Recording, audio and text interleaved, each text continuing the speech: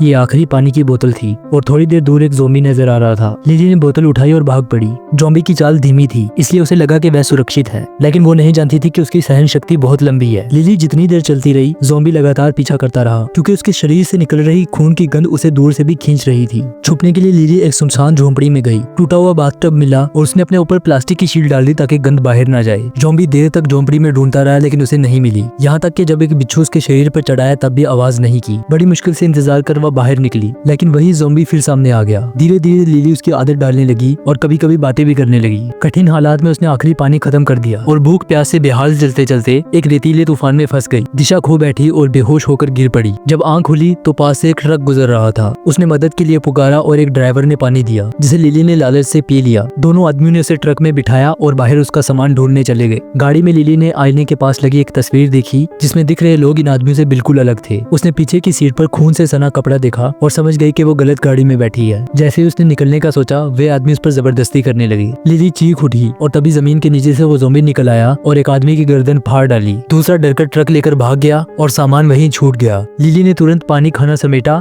और एक रबड़ की नाव में रख के खींचते हुए आगे बढ़ी। पीछे से ज़ॉम्बी फिर उसके साथ हो लिया। रास्ते में पुराने टायर मिले तो उसने रस्सी से टायर बांधकर ज़ॉम्बी को उसमें फंसा लिया ताकि उसके हाथ खाली रहें। कुछ और दूर चलने के बाद वो एक एयरपोर्ट के पास पहुंची। उसने ज़ॉम्बी को कोने में बांधा और अकेले जाने का सोचा, मगर ज़ॉम्बी दर्द से गिर पड़ा। लिली को अपना बेटा याद आया, जिसे वो पहले बेसहारा छोड़ चुकी थी। क्या वो फिर वो गलती दोहराएगी, चाहे सामने एक बेहोश दिमाग वाला ज़ॉम्बी ही क्यों ना हो? आखिरकार उसने ज़ॉम्बी को आजाद कर दिया। हैरानी की बात यह थी कि ज़ॉम्बी ने उस पर हमला नहीं किया, बल्कि सुरक्षित दूरी पर रुक गया। फिर दोनों, एक इंसान और एक ज़ॉम्बी, फिर से सफर पर निकल पड़े। कुछ ही देर बाद सड़क पर सेना की गाड़ी दिखी, लेकिन लिली ने अजीब तरह से ज़ॉम्बी को लेकर छुपने का फैसला किया।